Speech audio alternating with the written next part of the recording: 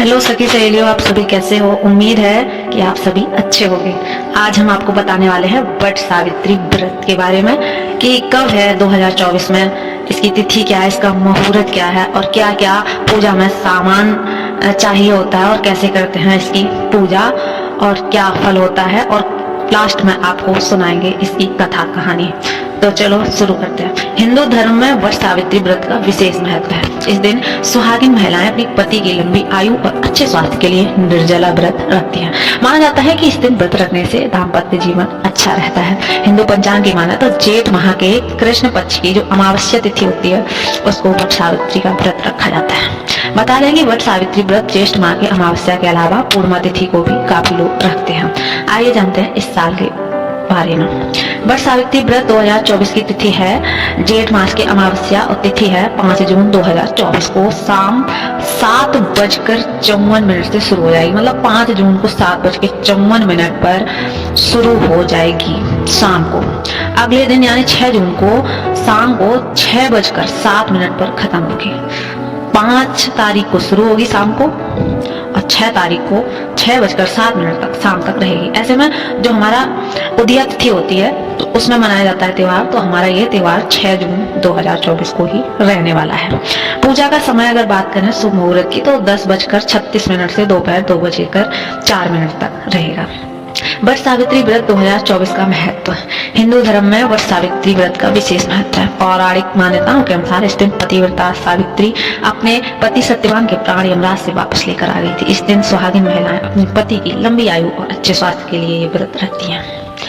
अब क्यों की जाती है आखिरकार बरगद के पेड़ की पूजा? तो वट वृक्ष में त्रिदेव यानी कि ब्रह्मा, विष्णु और महेश तीनों देवों का वास होता है। इसके साथ ही वट वृक्ष की इन शाखाओं को सावित्री का रूप माना जाता है। इसके अलावा तने में जो तना होता है वृक्ष का उसमें विष्णु जी और जड़ होती है उसमें ब्रह्मा जी और शाखाएं जो होती है उसमें शिव जी का वास माना गया है। क्या पूजा में सामान चाहिए? तो सबसे पहले आप बांस का पंखा, लाल कलावा, सूत का धागा, धूप, दीप, घी, फल, पुष्प, रौली और आप सुहाग का सामान इसमें और पूड़ियाँ और एक बरगद का पेड़ और जल से भरा कलश, इतना सामान आप पूजा के लिए तैयार रखें। व्रत रखने के नियम की बात करें तो अगर आप व्रत रखने जा रहे हैं तो सबसे पहले इस बात का ध्यान रखें कि व्रत का संकल्प जरूर लें और जितने समय का संकल्प लिया है उसे उस टाइम तक पूर्ण करें और पारण जरूर करें।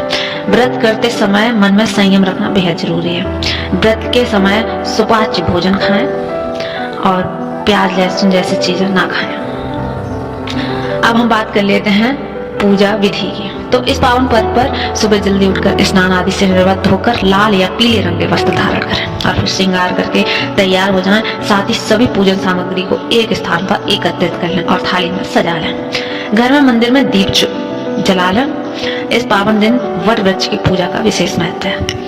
वट वृक्ष के नीचे सावित्री और सत्यवान की मूर्ति रख दें। इसके बाद मूर्ति और वृक्ष पर जल अर्पित करें। इसके बाद सभी पूजन सामग्री अर्पित करते रहें और लाल कलावा को वृक्ष में 7 बार परिक्रमा करते हुए बांध दें। एक दिन व्रत की कथा सुने। इस दिन भगवान का अधिक से अधिक ध्यान करें। और अब हम आपको बता देते हैं इसका महत्व क्या है।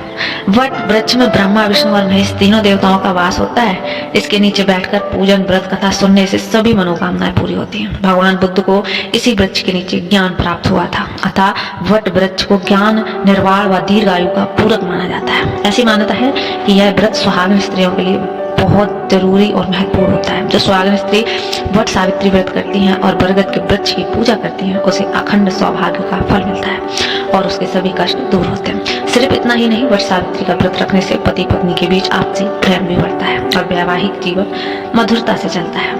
वट वृक्ष से कई रोगों का नाश भी करने की क्षमता होती है, इसलिए इस दिन वट वृक्ष की पूजा का बहुत विशेष महत्व है। अगर आप कहानी सुनना चाहते हैं तो अब हम कहानी सुनाने वाले हैं। इसकी जो कथा है, राजश्री अश्वपति की एक संतान थी जिसका नाम था सावित्री। सावित्री का विवाह राजा दुमत्सेन से के पुत्र सत्यवान के साथ हुआ था। नारद जी ने अश्वपति को सत्यवान के गुण और धर्मात्मा होने के बारे में बताया, लेकिन उन्हें यह भी बताया कि सत्यवान की 1 साल के बाद ही मृत्यु हो जाएगी। पिता ने सावित्री को काफी समझाया, लेकिन उन्होंने कहा कि सिर्फ सत्यवान से ही मैं विवाह करूं, किसी और से नहीं। सत्यवान अपने माता पिता के साथ वन में रहते थे। विवाह के बाद सावित्री भी उनके साथ रहने लगी।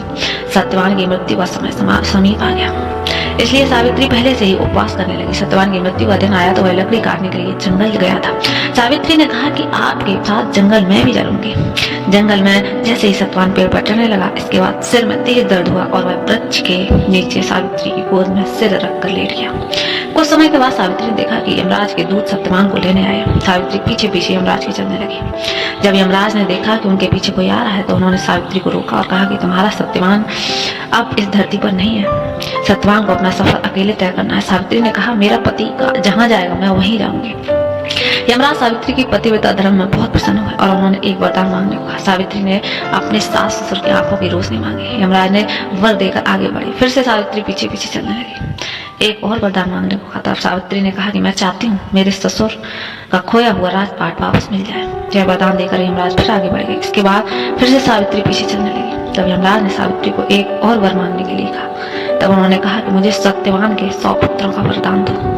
यमराज ने वरदान देकर सत्यवान को प्राण लौटा दिया। सावित्री लौटकर वृक्ष के पास आई और देखा कि सत्यवान जीवित हो गया है। उसे साथ लेकर सास ससुर के पास पहुंची। उन्हें नेत्र ज्योति प्राप्त हो गई तथा उनका राज उन्हें वापस मिल गया। धार्मिक मान्यताओं के अनुसार माता सावित्री अपने पति सत्यवान के प्राणों को यमराज से छुड़ाकर लाई थी। तो ये थी वट सावित्री व्रत की कथा। दोस्तों, अगर आपको हमारी वीडियो अच्छी लगती है तो प्लीज सब्सक्राइब माय चैनल।